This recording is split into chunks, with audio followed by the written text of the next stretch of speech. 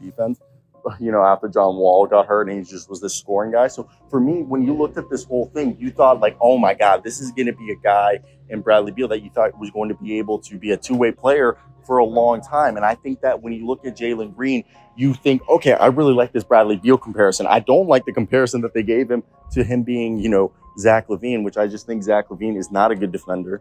And like, I think Bradley Beal's is like an all NBA player, like multiple time all NBA player. And I think Zach LaVine was once all NBA, but like, I personally think I guess they're both injury prone players. So it's terrible, but I think, this is coming from Zach Lowe, not Hoops Hype. Hoops Hype just posted it. And they said rival executives often project the potential peak of Jalen Green similar to those of Bradley Beal and Zach LaVine, as some statistical models suggest that this is a decent comparison.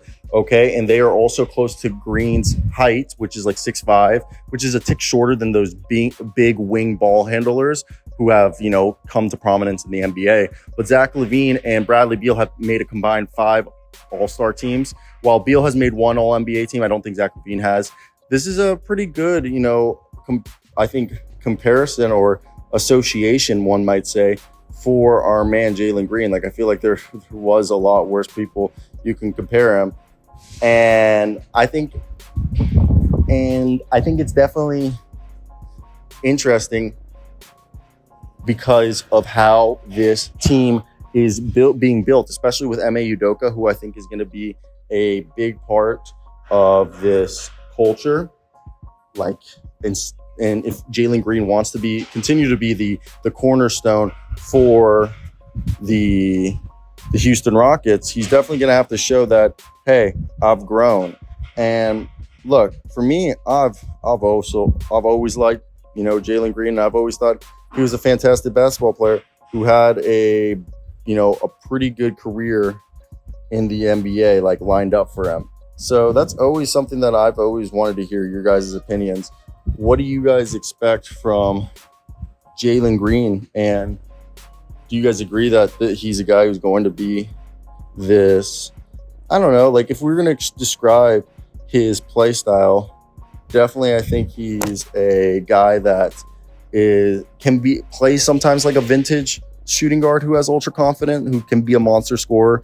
He's an underrated athlete who, definitely is great at finishing at the bucket. And he can be good on defense whenever he's shown the effort, he has done well. And he's, improved as a playmaker last year. He's a solid ball handler, and he has the potential to be a star.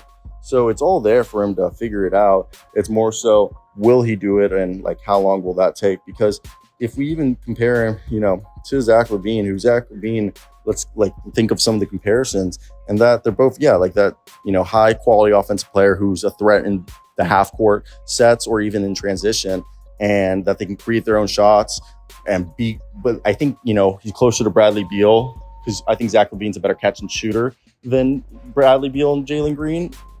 But I think, again, Jalen Green can improve as a defender, but albeit from a very low point, as of right now is where he's at. And, there's a lot to improve from there. So let me hear your thoughts.